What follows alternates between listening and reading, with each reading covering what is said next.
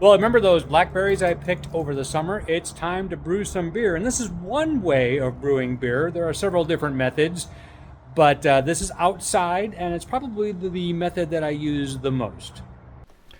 Well, there's the big propane burner that I use outside. I keep a couple of tanks of propane around in the summer for beer brewing and also for just the grill. Just don't want to run out and have to, stop what I'm doing and run and get some more. That is a pretty industrial size burner there. You would use that, let's say, to deep fry a turkey. There's my brew pot. I'm using it now to carry some of the stuff out to the brew site, including my stainless steel spoon.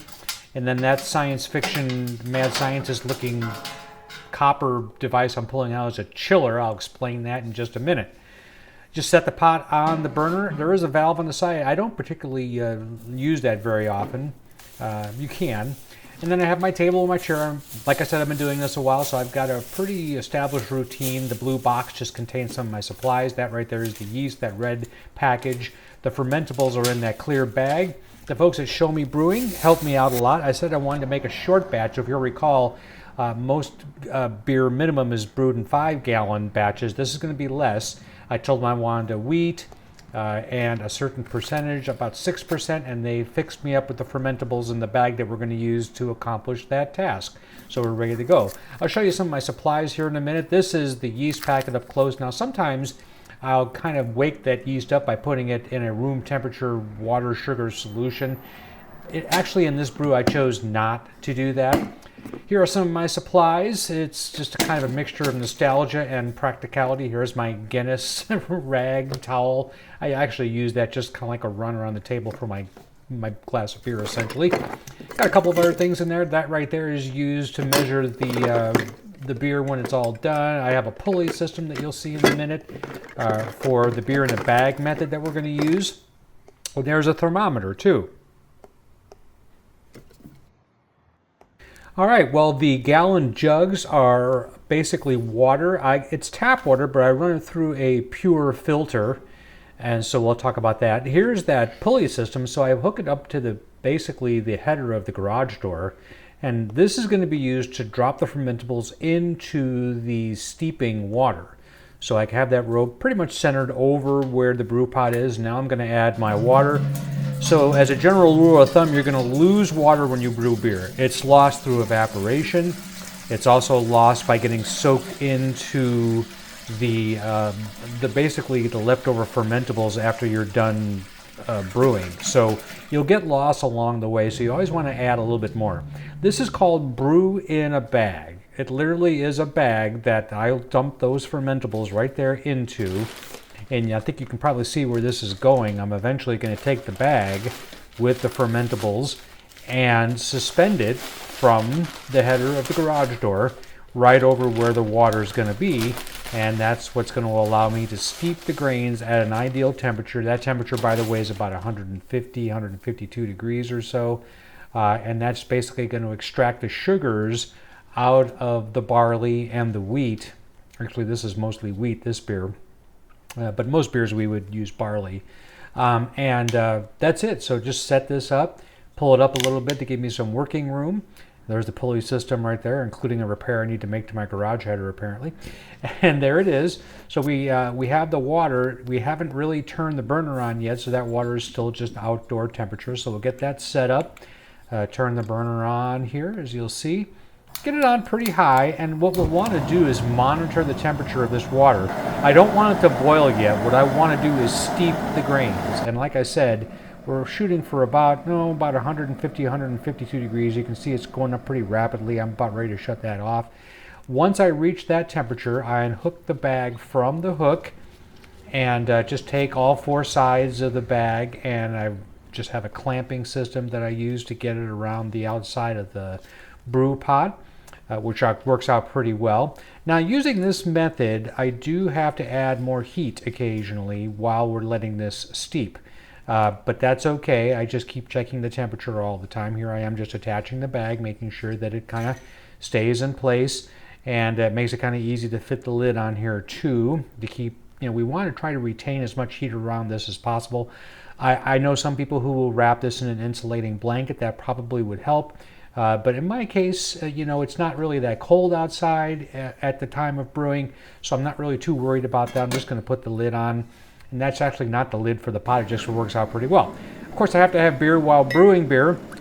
Sometimes I have so much beer, brewing beer, that I forget to take measurements. That wasn't the case at this time, but that's a pretty nostalgic, mug club there from 2018, and I'm brewing a saison, or I'm drinking a saison that I brewed last time I did a brew. So we just kind of hook this in here, and it's pretty straightforward. And eventually you can see I put all 4 straps on there, and I'm going to pull on the rope and use that pulley lock system to bring this up when after it's done. And then we'll take the basically and drain some of the water. This is where this water loss comes in. Some of the water is actually going to be contained in the fermentables right there, and so you can see how it's dripping out of there. So I try to twist it and try to get the most out of that as I can. I don't work real hard to do this, but I don't want to waste any either.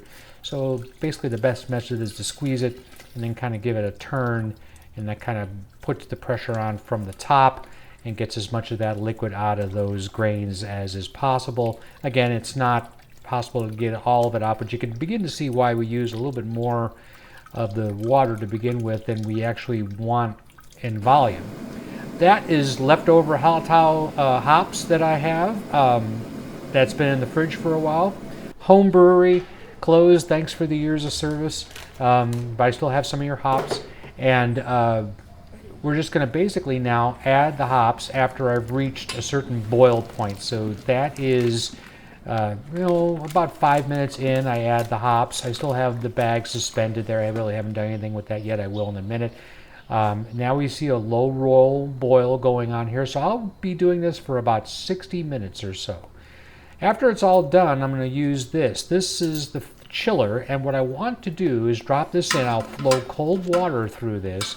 The idea here is that right now, any bad bugs in there, any bacteria, or any yeast strains that I don't want, are killed by the boiling. Well, this is kind of a critical stage because I want to go past the temperature where those things would grow and get right to basically the fermenting temperature, which is around 70 degrees, 75 degrees. You see I added the dry yeast to that. Sometimes, again, I make that happy. This case I didn't. So that chiller is running. There are the blackberries that I picked last summer, and if you'll recall, I have a video that I'll link at the end that shows how I picked those and made those. But I basically pasteurized those blackberries. So I brought them up to about 150 degrees on the stove. That, by the way, that fluid is a sanitizing fluid, just to I keep everything clean anyway, but the sanitizing fluid is kind of like OxyClean in a way. It just kind of removes anything that might be on the surface. So I put that in my 6.5 gallon glass carboy. It's time to put these blackberries in here. I thought they would go down there without much of a fight, but as you'll see here in a minute, I had to kind of encourage them with a pointy stick. And so I tried using that spatula, and that really didn't work all that well. I tried. So I gave that up and tried pouring the actual beer over the top of that, hoping it would kind of force it a little bit. It really didn't. By the way, this method would be a lot harder if I were brewing a lot more beer, because there'd be a lot more volume in that brew pot. So I tried that, see if it went down. It really didn't. So I used, I think, the edge of a thermometer to kind of poke it along and encourage it a little bit. There we go. Again, all these things have been sanitized. That's probably the worst enemy of a beer brewer, is not being careful with sanitation. There's that same sanitizing fluid, and there's the CO2 lock that I put on the top of this, and I give it a good shake. At least at this stage of the beer brewing, you want everything to be happy and mix up really nice. And I also have some of that sanitizing liquid in the top of that lock, and you'll see here, after it's been going a little bit, you'll see CO2 bubbles starting to come out of the top. That indicates that the fermentation process has started. It'll just pan down a little bit, and you can see that the yeast are getting real happy, and there's a krausen developing, and we are on our way. Well, we're in the final stretch. Now we need to take the beer that I made and put it into some sort of usable form. We want to carbonate it, and so there's two choices. I have kegs and a tap, which would be powered by a CO2 tank. We could do that, but remember, this is a short batch, and I don't have a spare tank right now anyway. So probably the best thing to do is bottle it. And I have two choices. I have just bottles I get, 12-ounce bottles here. I have larger ones, but the 12-ounce seems to work. This is a 16-ounce self-sealed bottle, and I'll do a combination of both of those. And what you see behind me is everything I'm going to need, and we're going to go over that right now. So here is the fermentation tank. It's a 6.5 gallon carboy. I like glass. What you see there are dead yeast, basically families, and also some blackberries that have floated to the surface. Then there's what's called a yeast cake at the bottom of that. That's that brown. Those are packages of corn sugar, priming sugar. Every brewer has tons of those left over. That bucket right there is the priming bucket, and that's what we're going to put the beer into, and that will be a mechanism for actually getting the beer into the bottles. How are we going to do that? Well, a couple of things. First of all, to get the beer into the priming bucket, we're going to use that wand right there. You'll see an example of that in a minute. It's a siphon system, so we just put that into the larger container, and then that is a bottling wand that actually gets the beer into the bottle. That, of course, is a bottle capper, and I've chosen to use blue for blueberries for the caps, and there's an example of some of the 12-ounce bottles that we'll be using. So this is a good process. You want to make sure you have sanitation, of course. This is the sanitizing solution from when I was brewing the beer. I'm just remaking it. Put the bottles in there just to be safe. I'm usually pretty good about cleaning things. Again, like I said earlier, this is kind of like OxyClean. It just kind of clings to anything that might be still sitting in those bottles. It doesn't affect the flavor of the beer at all, even if you have some on the inside. So here, we're about to take off the CO2 cap. So what it's been doing is percolating slowly. So all the volume on top of that beer is CO2. Now finally I lit the cap off, so oxygen's getting in there. So we want to keep going and not dawdle. So now you can see my siphon system. The reason I have a bucket inside a bucket is I don't know my precise volume. So I'm going to measure it in the small bucket first and then dump it into the larger one. I have it all drained. It was difficult to both record this and drain at the same time. You just have to trust me. So I got it in there. What did I end up with? About 1.37 gallons. I wanted 2 gallons, by the way. Didn't get it. Started with 3 as I was boiling the beer during its cooking process. So this wasn't precise. I was hoping for about 2 gallons of beer. Didn't get it. Now this priming sugar has to be proportioned out. Usually when you get a kit, you are given a set amount of priming sugar for 5 gallons of beer. Well, I don't have 5 gallons, so I basically have to put 1.37 of that bag into the mix. What's going to happen is even though yeast is mostly dead, it's not all dead. There are still active yeast cells in beer. So by adding this sugar, they're going to eat the sugar, produce the CO2 gas, and that's how we're going to carbonate the beer. That's just water, very minute amount. I just use that to dissolve the sugar that I just weighed out. I put that in there. Now, this is kind of questionable. I don't really have much volume of beer here, so I'm actually, as I'm watching this, I hope I didn't kill the active yeast cells in there by heating that up too much. I doubt that I did. So here it's all set up. I put a valve on that priming bucket. I put the wand on the end. Nothing will come out. I'll open the valve like I'm doing here, but nothing's going to come out because it relies on me pressing it into the bottle for the beer to come out. This actually is a pretty ingenious method because I just sit there and hold it, watch the beer level go up in the bottle, and just at the point when it starts to overflow, I remove the wand. The displacement of the wand causes the beer to go down just a little bit, leaves a little bit of headspace. So when the yeast starts eating that priming sugar I put in there, at first it'll go into that space, but that's not very big. And then the rest of it will be forced into the actual beer itself. So we'll see what happens. There are the bottles. That's basically what I'm going to be bottling. 3 of the self-sealing. And then we have 12-ounce bottles. Some of those, the tall boys, and some of those are the shorter 12-ounce. You can see my capping system here.